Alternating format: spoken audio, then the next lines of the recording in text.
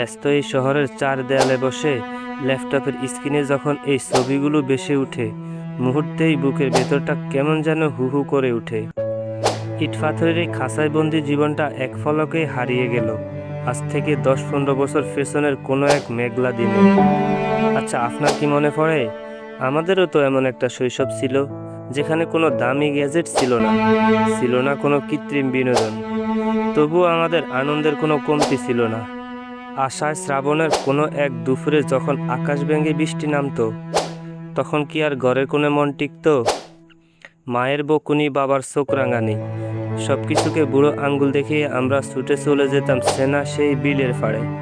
এই যেমন ছবিতে দেখতেছেন, কোনো এক অসমাপ্ত দালানের ছাদ, নিচে থই থই করতেছে বর্ষার নতুন পানি।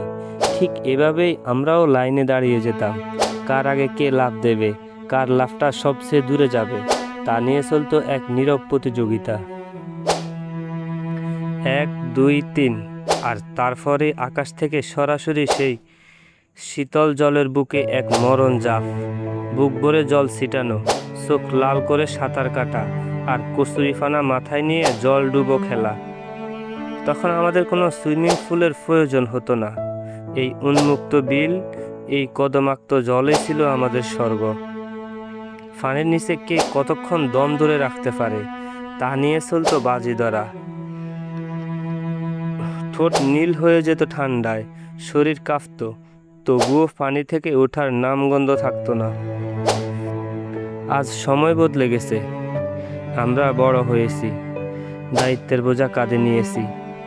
আজকের বাচ্চারা হয়তো আইপ্যাডের স্ক্রিনে গেম খেলে, কিংবা দামি কোনো ওয়াটার পার্কে গিয়ে আনন্দ খোঁজে, কিন্তু বুক ভরে প্রকৃতির এই বিশুদ্ধ অক্সিজেন নেওয়া আর প্রকৃতির সাথে এভাবে মিশে যাওয়ার যে আনন্দ, তা কি কোনো কৃত্রিম উপায়ে পাওয়া সম্ভব?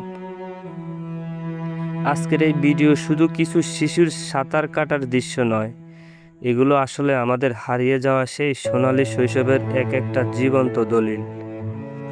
শৈশবের সেই বৃষ্টি ভেজা দিনগুলো আর কখনো ফিরে আসবে না জানি, কিন্তু স্মৃতির পাতায় তারা চিরকাল রয়ে যাবে ঠিক এভাবেই।